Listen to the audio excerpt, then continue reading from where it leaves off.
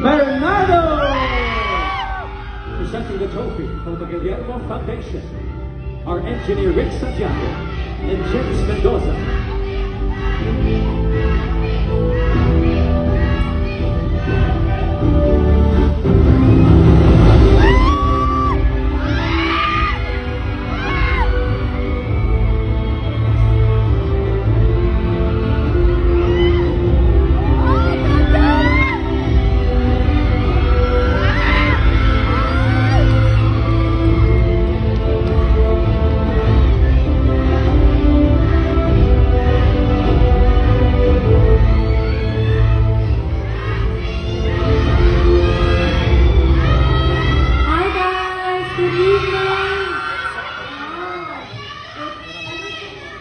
I love you, Katniel!